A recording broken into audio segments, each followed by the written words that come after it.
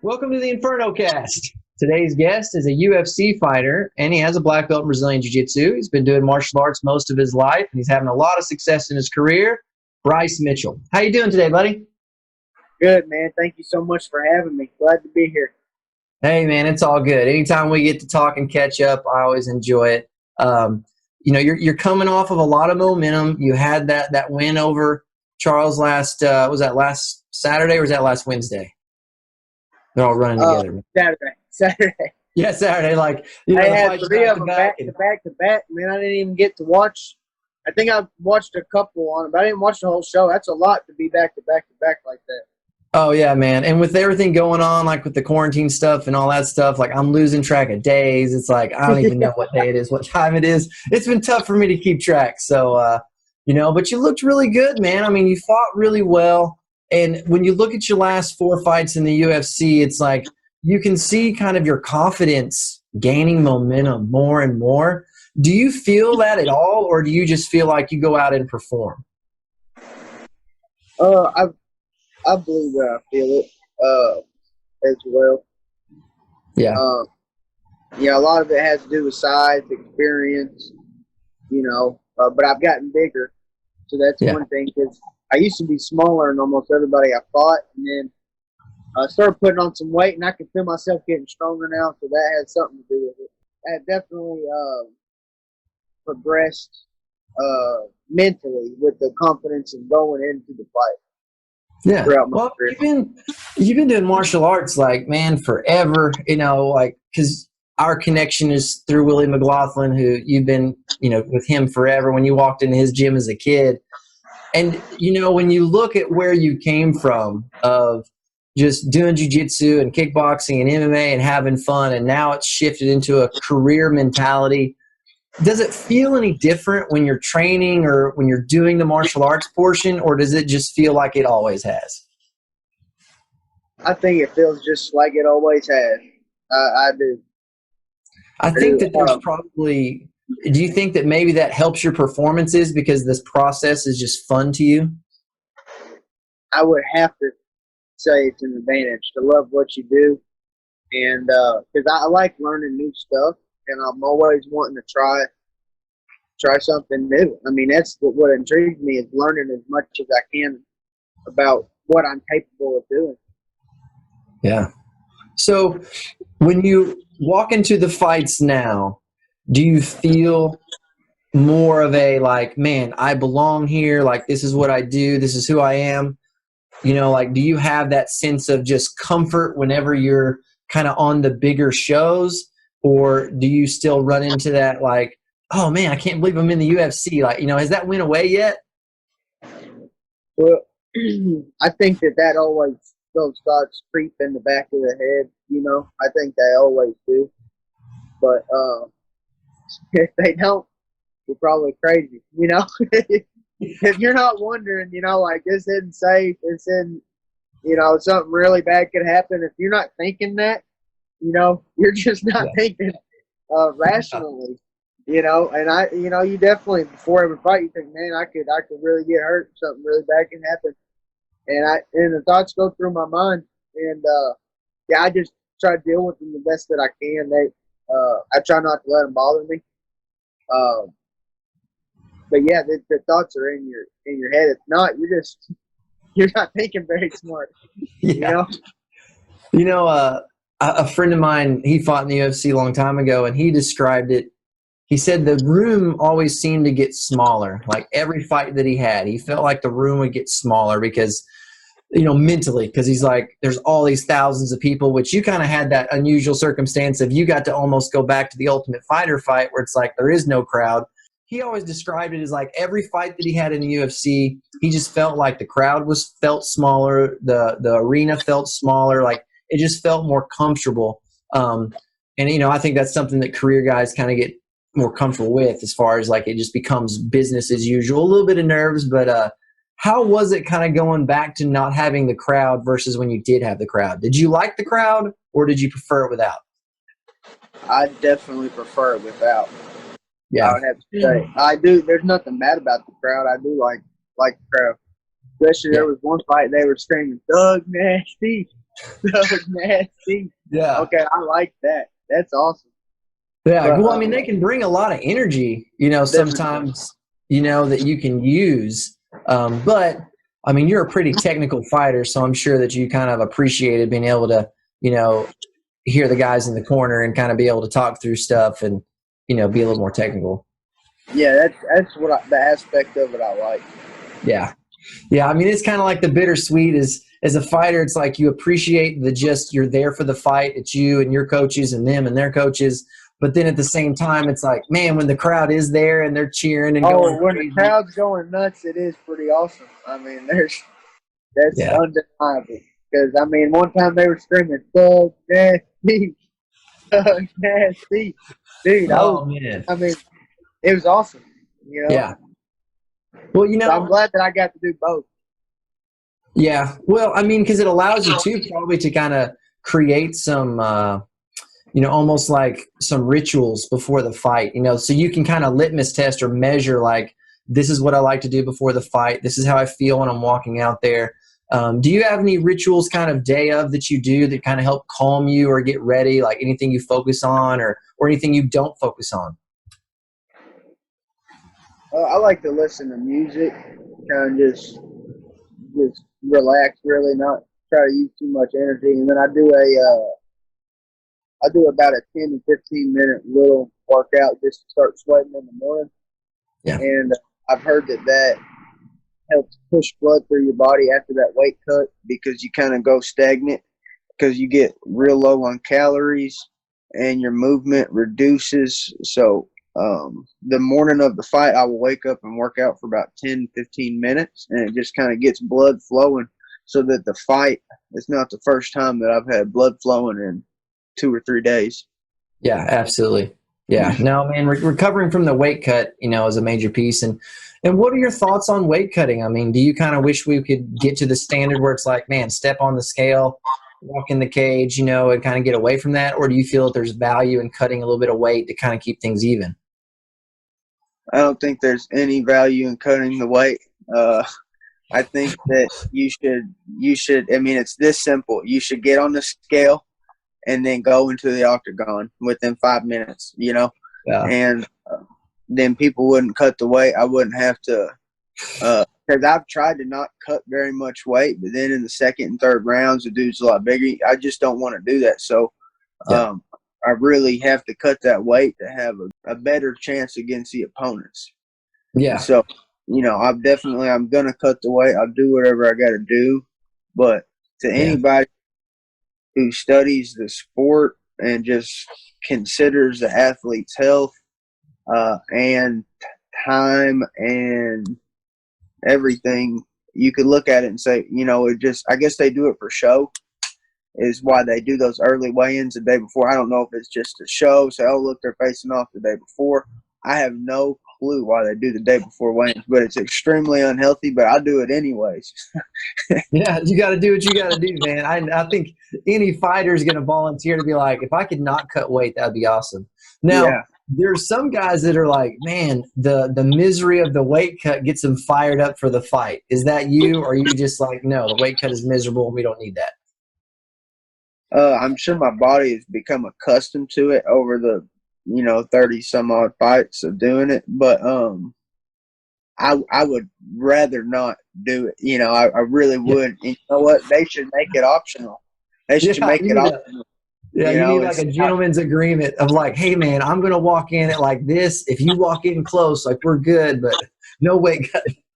yeah, Yeah. yeah, No, it's definitely a difficult thing to navigate as far as, trying to keep the sport where, people are trying to use their advantages and, kind of work the system. And it just happens. But like you said, it's part of it. You do the work and you've had success of, getting through it, and you've made the weight, you've performed well. So it's maybe one of these days you'll be able to be like, high five, man, we're coming in with a little bit of a pudge. We're not even going to cut any weight. We'll see.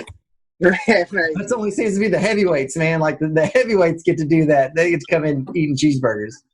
yeah, right. But sadly, I think that I will have to cut that weight the rest of my career. I bet you. I bet you the rules will probably never change. But one of these days, you know, maybe a couple 100 years from now or something, they'll start taking away the weight They'll cut. come up with a different plan. Yeah, yeah, they'll come up with a different plan.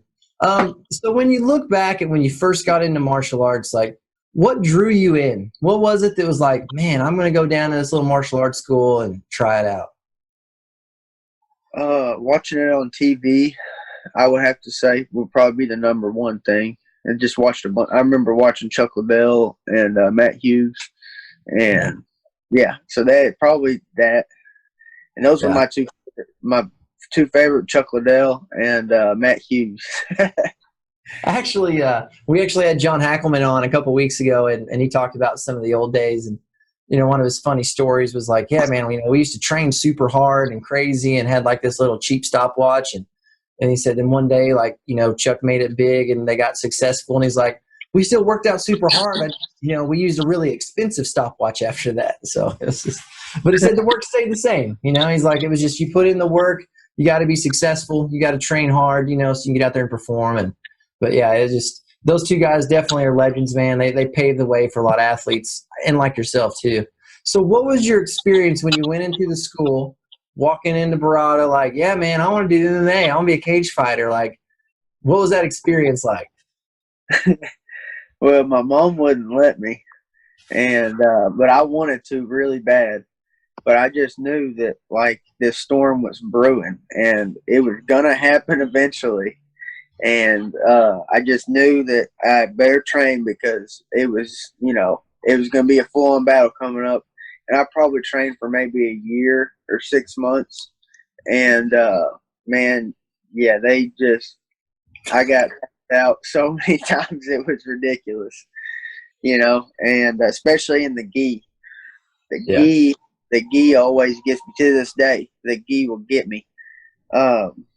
But there's definitely value in the gi, training it for self-defense. I probably need to train it once a week for self-defense because the Yeah. odds are fighting with a shirt or a jacket on.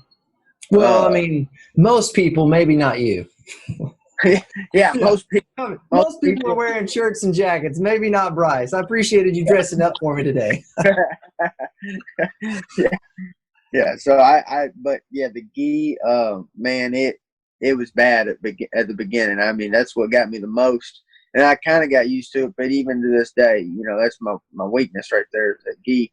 Yeah. Uh, Well, a lot of guys look at it almost like resistance training. It's like, I don't just do push-ups and pull-ups. You go, you lift weights, you do stuff with resistance, and they look at the gi training. It's kind of like, man, I'm doing grappling with all these handles and these grips, and it helps develop them, mental acuity of being able to process lots of attacks and scenarios, and just the sheer resistance of somebody holding you down. Like, a lot of people view it that way. How do you see it as being complementary to just being a grappler? the first thing that is extremely apparent to me that stands out is grip strength. I believe that a gi builds a strong grip strength. It will also fuck your fingers up, and you have to be really, really careful with your fingers. But that's the first thing I noticed is there's Yeah. people that train that gi, they got a strong grip because Yeah. they've sat there and squeezed on that gi for hours and hours and hours. So it definitely helps with your grip strength, which helps with your squeezing ability on submissions. You can squeeze harder on your submissions if your forearms and your shoulders are stronger, your biceps are stronger. So Yeah. it helps in that. Um, and then slows the game down a lot. Yeah. He slows the game down. I like Eddie Bravo. He prefers the gi pants, but not the upper body. I'm kind of the same way. I like to get up in half guard. So I Yeah. like the gi pants never bothered me as much as the upper top of the gi because I can always get choked. So uh, I just have a real defensive when I'm going against somebody in a gi. I don't even try to use the gi on them. I just try to stuff their attacks and pass. So it makes me better, But I also don't need to do too much of it for a fight. Absolutely. I mean, because you can't get because it's a different type of play, and it Yeah, can change your responses.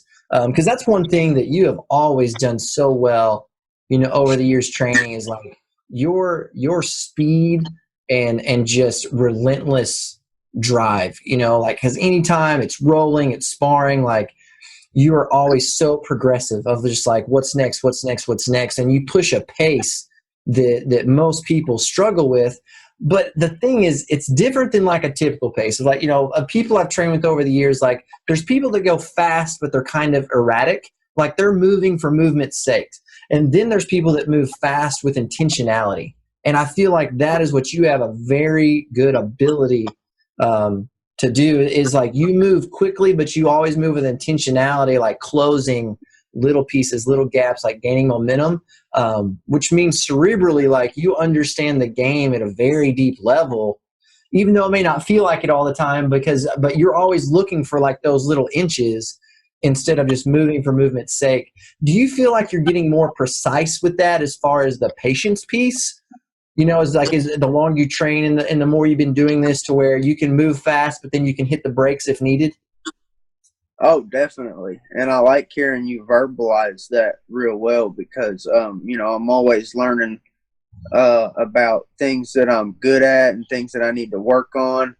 And like you said, thinking of those little bitty moments, that's, you know, and man, like in that last fight, I was so close to finishing it. One little bitty thought, you know, would have finished the fight. But I'm glad that it went the way that it did because there's so many things I want to adjust. Yeah. But there's so many things I want to fix. And that last fight, because I couldn't finish the guy, I just thought of so many ways to go back and finish somebody who's still resistant to a point most people would have tapped, I believe. Yeah. Well, I mean, you got tough guys in there, man. Like nobody's going to give up easy. And like you said, that's always like the delicate blend as a fighter, is like you want to go in, you want to win, like you want to get the victory, almost get it over, like just to make sure like, okay, I won, I'm good. But as an athlete, you know, and as a student, it's like the longer it goes on, you know, you're getting better. You're like, man, if this fight goes the distance, like, you know, you're getting better. It takes me back to a funny story of, because you know Johnny Wester. Whenever Johnny had a pro fight, me and Nate were in his corner, and he was doing really well against this guy. And me and Nate were arguing over what he needed to be doing. And Johnny looked over and was like, will you guys make up your mind? Like, I didn't know what to do, because it was a smaller show, man. And because it was just that whole thing of like, let's take the victory, or like, no, let's get some mat time, you know. And it was a fun time, man. It was the old days. But do you ever feel torn, like when you do? Well, I mean, like, because you've had 3 decisions in the Twister, right? 3. Oh, yes. I see what you're saying. Yeah. I thought you meant 3 decisions because of the Twister. No, I know. 3 decisions in the Twister.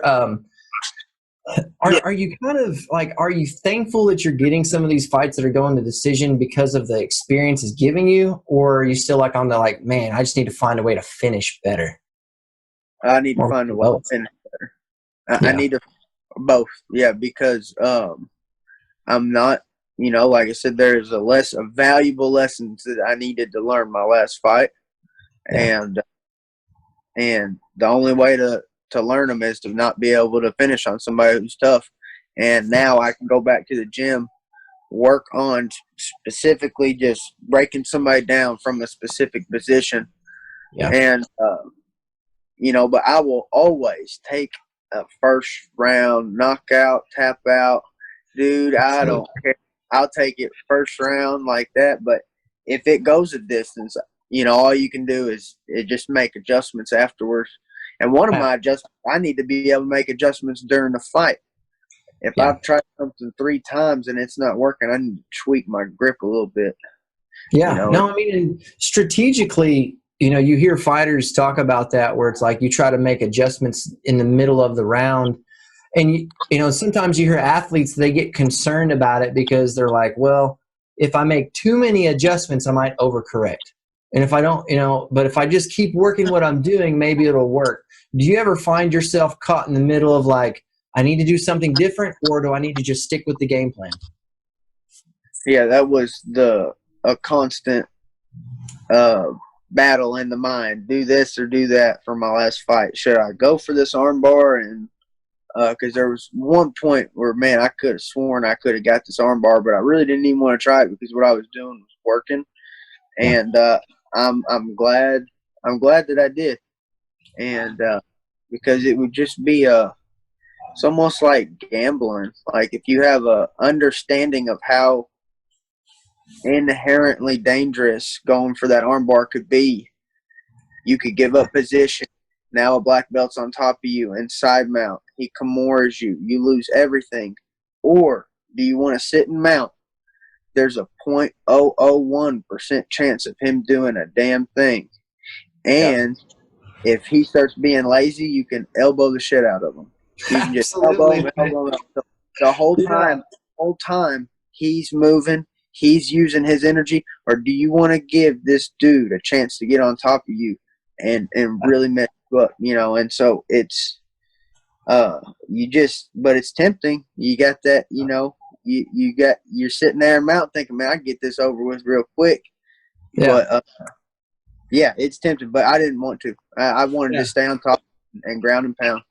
It's a percentage play. Like, I mean, you got to win rounds, and there's percentage chances. It's like you said, man, that armbar could work, but if he slips the ankle, barrel rolls out, it slips like this much, you gave up your top position, and the statistics are just like, it's a tough call. But I mean, man, you've been playing long enough. You have enough experience that like you have good discernment where, you need to take the opportunity, or you need to hold out and just, keep what you got. And I mean, you can tell you're fighting smart, man. That's one thing is your fight IQ is just jumping leaps and bounds because you can just see these little nuances from the outside. And, and I just love it just because, there's so many fighters in fights now, but when you have a connection with somebody, you kind of know like their background, you get to see them or train with them periodically. Like, I feel like you get to see the improvements more and just, I mean, everything you guys have been working on, it's showing. I mean, gosh, man, you did such a good job. And I know I kind of beat that to death, but it's just, you can see the improvements happening. As far as an athlete, like what improvements do you feel that are happening besides getting a little bit bigger and stronger, like technically timing, like, what do you feel is improving?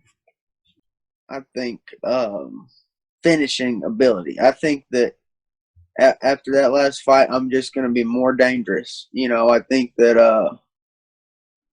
and I hit a lot of pads. My boxing felt really crisp that fight. I wanted to go out there and box, but at the same time, I took him down, and it went so well that I didn't want to box after that point. I was like, dude, if I get this guy down again, he's done. And so Yeah. then I was like, you know what? I'm not even going to box. But at first, I thought I was going to box with him. And, I mean, I'm just going to keep working and just try to just be more dangerous from everywhere. And it's going to come down to little things, like you said, just the tiniest little bit. Like I should be able to finish the guy in mount anyways. I should be elbowing him a little bit more, cutting him up a little bit more. And so I'm going to start doing more short elbows. And, but yeah, it's a good thing that I could hold that mount, that quarter mount for that long. But I need to Yeah. be doing more work from there. I need to be really busting them up and be able to do it in 3 rounds. Yeah. Yeah. No doubt, man. It's just, it's one of those deals. It's like you're always going to be growing, and it's just trying to make sure it's, growing calculated with purpose, which I think everybody's seeing. When was it that you started thinking like, man, you know what? UFC is going to happen. Like, was there a turning point in which you were just like, one day you were like, you know what, man, I can do this. I'm going to do this. I remember going through that process of thinking, because I remember back when I was a teenager, I was like, man, one day I'm gonna get in the UFC. I remember saying that when I was a teenager, and that was at least 6 years ago. Yeah. So for 6 years, at least, probably said it, before I was even 19. I've been saying it, and it's been on my mind, and I've always, at least since I've been saying that, I've been training for the UFC because it's, even if you're fighting on local shows, you're not really training to fight on the local shows. Like in the long run, like it's always, that's the goal. Yeah, for a long time I've been envisioning it, and I've never ever wanted to rush it. ever. I want everything to progress naturally and to be grateful for, the whole process. Be grateful throughout the whole process. I don't want to. It just whenever the opportunity comes, I want to be ready for it, and I prepare the best that I can every day. And that's really all that I can do is prepare the best that I can. And tonight I'll go do a little bit of boxing, and it's more about staying healthy right now and putting on the muscle mass, making sure that because I'm getting old now and I'm starting to break down, so I got to make sure I warm up properly, I stretch properly when I'm done, Yeah. and so I'm That's doing. a that's a good that is a good attitude to have at your age, man. Because like I know that everybody else is glaring down like, man, don't be giving us none of that. But yeah, but I mean, because the Oh smarter man, you do that now, I mean, that equals longevity. I mean, because that's one thing. Like you coming out of Arkansas is you're like one of the unique fighters of just you have truly had so much influence and support from so many different people, and you've got to train with so many different groups, and everybody's so vested in you that you have had the opportunity to learn and absorb from a lot of different walks as far as like the really old fighters that did it back in the day and then the guys that are kind of just coming out of the end of their career and the guys that are young up and comers, so you kind of get this access to the smart play. Everything's coming together, and like you said, there's so many athletes that sometimes you see they get the call almost too soon. Like here's your yeah, shot at the big show, but they're not ready. They don't have the experience, the training, the infrastructure. they just needed a little bit more work, and they would have been Yeah, and and that's no, years. that's a real concern. Definitely, definitely. And so I just, I don't want to rush into anything. I actually let my manager pick all my fights and just Yeah, tell him, I want 6 months at least. yeah, And just need some training time.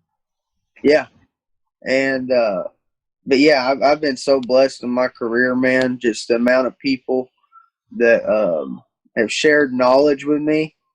I Yeah, mean, dude, it's just crazy. It's the one of the best things about the martial arts community. I mean, I've been to other countries training with people I don't even speak the same language as, and they welcomed me to their home, and I ate food with them and trained for a couple of weeks. Martial arts is just an amazing thing, yeah, and but I mean, you know how it is, and somebody that they don't do martial arts or whatever, they don't have that feel, but hopefully they have something in their life like that. But man, martial arts, it's a passion. That's the key for, I believe, what little success I've had is a passion, not just in me, but the people around me too, because my coaches are passionate about what they do, about learning. Just, I really do care about the learning. I yeah. want to be as smart as I can, but every time I get hit in the head, I forget something. So it's a, it's a constant battle. Yeah, yeah. It's kind of like a two-step forward, one step back. But and Yep. that's something that, like you said, a lot of people outside the industry don't understand. It's like martial arts, the competitive like fighters, and and this gym and that gym, this team. But when you look at whenever something like this happens with your success, man, like that kind of like brings it together where there's always that respect of the competitive aspect of it. Like, man, just because I want to beat up your guys doesn't mean we're not friends, like, and whenever you get like where you have this leverage of where you're getting on a larger show, everybody kind of rallies together for the support, and sees the bigger picture. That's like, I mean, the sport is filled with a bunch of alphas and competitive people. Of course, there's going to be, like some tension and friction and like, I want to beat you, you want to beat me. Like it comes with it. But then there's those moments where everybody kind of drops that and they come together for something a little bit bigger. And like you and TJ and, Pena. I mean, like there's a lot of guys coming out of Arkansas that are just garnering all this support because people see the bigger thing, man. I mean, they just see the bigger picture, and I think it's healthy for them. Yeah. The support has been overwhelming, man. Yeah, We actually had a conversation with the lieutenant governor yesterday. It was on the phone. Me and Rolly called him on the Rolly called him. I was just in the background, kind of like backing up what he was saying. yeah, And but we're trying to get Jamie a visa, Jamie Canuto, and we're going to try to get him a visa. So we were putting in a word to the governor. I was like, dude, I'll be your bodyguard. That he offered. He was like, you want to be the bodyguard? I was like, yes, I will do it. But what, Oh, I he don't mean, know. He doesn't know what he's asking for with you being a yeah, bodyguard. somebody might get hurt, man. Yeah. No, that's cool, man. That's I really hope that he stays here. yeah. I mean, it's having a quality athletes, and especially when you form relationships with these people, man. Like, because like when we go to Brazil and stuff like that, you meet people and you connect through training, and it's just a different kind of connection with people. It really is, man. It brings you together. So that's Oh yeah, awesome. yeah. Unlike anything else, man. Yeah. No, it's definitely a lot of good relationships. So, with Willie, all these years, I mean, man, he's loving it. I mean, he's so proud of you. You're like a kid to him, man. You really are. And so, how has it been from that perspective of knowing that like you're fulfilling a potential that is kind of I mean, there's that proud papa thing where it's just like, because I'm sure day one when you came bebopping in, he was like, yeah, you want to be in the UFC, huh? He hears that a lot. So, Yeah, how fun is it to be able to give back? yeah. I mean, it's great. Yeah, he's always supported me. I mean, since day one, he's uh, been just as eager about my first amateur fight as he was just my last pro fight. I mean, Yeah. so what else can you ask for? He never saw me as a dollar sign or anything like that. Yeah. So No, definitely not. I don't think. no, Yeah. Yeah. No, he definitely wasn't thinking like, oh man, this is going to be my meal ticket out of here. Like it's a yeah, true, like you said, it's a true love and support for, not only the martial arts, but for athletes and just, people like yourself. Even if it would have been, I want to be in the UFC 2 years later training and you would have pivoted and been, hey, I'm going to go to school. I want to do something different. Or he would have been supporting you 100% there. I mean, just like what you see him doing with the other boys of going off and, when Eli took off to the Northwest, man, Willie was like, yeah, man, that's what you need to do, man. That's what you want to do. Go with it. And so he's just, women. He was chasing them women all around the country. yeah. Yeah. So, he's such a supportive person that's been there Yep. for, myself and just so many people we know. Like he's one of my favorite people, man. He really is. He's been there for me forever since I was a kid. Shows you how old he actually is. You can tell him. It's like whenever I was like a 20-year-old, just showing up. I want to be a cage fighter too, and I mean, he's just always been such a supporter, and just a little bit of mentorship too within the martial arts of, training smart and like different approaches and just training with the best. And, I mean, he's influenced the Master Dream, kind of the same thing. It trickles down. And now like you got like the whole West Side team, with you with Matt and Rolly kind of building this infrastructure for fighters to have high level training partners and specialization time. Like, I mean, it's just the pinnacle of what we're doing as a state in martial arts and MMA right now, man, is just, it's really awesome, man. It's really awesome. Storm is brewing. Yeah, The I know, storm man. is brewing. It's brewing. definitely, because, man, there's some up and comers right now. Like even at the last show we had, we had an MMA show up here in Northwest Arkansas, and man, there's some good talent there. Like I was thinking, gosh, man, it's improving. 'Cause 15 years ago, you go to an amateur show, and it was just like cut off jean shorts and gloves, and these guys get in there out of the crowd, and now you got people that are just so well rounded and talented. It's awesome, man. I love it just because the competition's better. That's always been my thing. Is like the more good teams you got floating around, the more good teams you get to go compete against because that raises everybody's standard. So I love it, man. Competition is. I've certainly seen it. The fighters get better and better over the years. Now there's this 14-year-old kid who fights. And dude, he's a beast. Like this kid will kick the crap out of you, dude. It's like 14, man. Yeah. He'll be like 22, retiring from the UFC. He'll be like, yeah, I had a good career, man. I think I'm done. He's done, yeah. I mean, seriously, it's getting to be like that. Yeah, it's pretty wild, man. So moving forward, What do you got? I know right now it's kind of like heal, recoup, get through kind of all this weird stuff we got going on with the COVID stuff. But so moving forward, like, do you have some goals, anything specific that you're like, man, I want to get better at this. I want to achieve that. I want to fight this guy, or I want a good camp here. What do you got cooked up? Just working on my ground and pound, especially working on my ground and pound positions, and different striking stuff. A lot of different striking stuff. I'd say for the ground, I want to work on holding good on top, and then just hitting the dude more Yeah. volume punches. Make it hell for them on bottom. If they choose to stay Yeah. on bottom, they're choosing a bad route.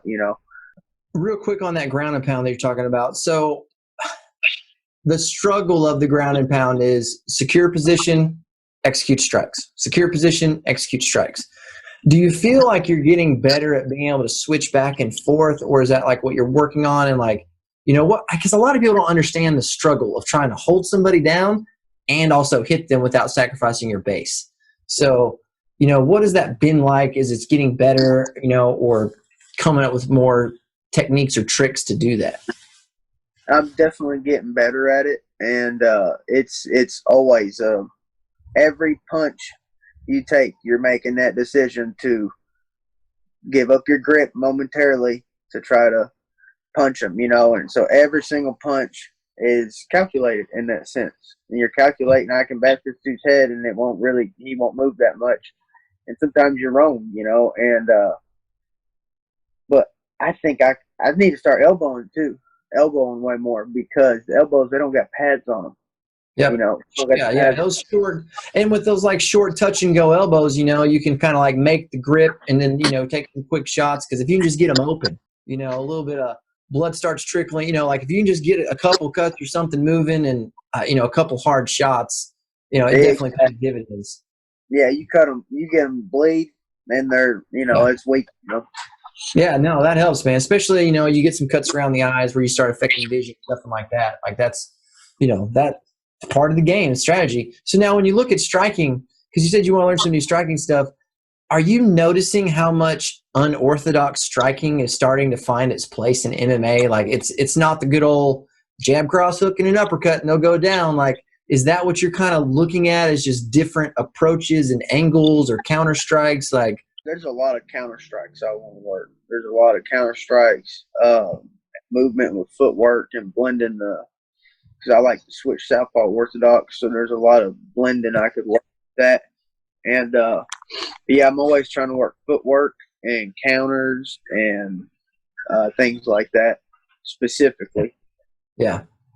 Yeah, because I mean, like you're seeing people that are so much better at defending strikes, where it's like throwing them down the middle, like just doesn't open them up. There has to be some diversity of, just like the strikes, from the boxing to the kicks or the, fake the takedown or off of the clinch or, it's like those transitional moments seem to be where you're able to kind of capitalize on, getting stuff to land, because you can hit hard and you can hit a lot, but if you can't get the timing right to where it actually scores and does damage, or lands where you need it, that placement, you just start wearing out, like it just wears you down. So, have you been noticing any specific striking strategies that have been working for people that you kind of like? For me, what one thing that I like to do, try to make people miss. That's one thing I like to try to do, is make them miss, try to pull. But as far as other strikers, man, I'm always watching so many strikers. I mean, I could tell you, what kind of distance they like to get into, if they move their head a lot or just kind of, sort of. But for me, I would say I did good at pulling out of the way, out of most of the strikes. My last fight, man, it's the bad thing about pulling, though. If you pull every time, you can end up with your back on the fence. But man, I love a good pull, watching the fist go by and knowing, well, now you're more tired, know. And it's so long as I'm not using so much energy to spring out and spring back in, that I'm using more energy he uses to punch. But a lot of times you get somebody really reaching, swinging hard, and you just barely pull out of the way, man, they just, now they're, you got the up on them now. And especially like whenever whenever you hit that pull at the right time, like when they hit air, it causes that like overcompensation. Like, their base gets off, their shoulders come forward. Like their recovery off of the miss is way more than like just hitting, the forearm or the glove. It's like if they make contact, their posture gets to stay where it was. So they get to continue with the combo. But like you said, when you pull and they whiff and they hit some air, like that's your chance. Your IQ of the fight game is just getting so high, and like, man, you guys are just doing a really good job. I appreciate you taking time to chat with me today, man. It was good to catch up and then just kind of talk some martial arts stuff. Your career's going great, coming off the win. The body's pretty healthy. You're ready for the next one. Anything you'd like to close with? Thank you so much for having me, man. I appreciate it as always. And just as well as I do, that all my success is because of the people around me that have helped me in my career. So, thanks for rooting me on always, man. And I support, y'all's gym just as much as you support me, brother. And we'll get some training in whenever we catch up, too. Absolutely. And, yeah, stay away from these old men because they got good, strong grips. And they'll hurt you, man. So if you see Willie or Rolly, actually, Rolly, he banged up my rib yesterday. Rolly did. Really? Yeah, he put a squeeze on my ribs, man. He tweaked the rib. I got to ice it, rest it. So watch out for these old men, man. They're going to sneak up on it. That's so funny, man. Still bullying you around, at least trying to. That's awesome, man. Well, I'm glad everything's going well. We'll definitely stay in touch, and I appreciate everything today. Okay. Take care, brother. Peace.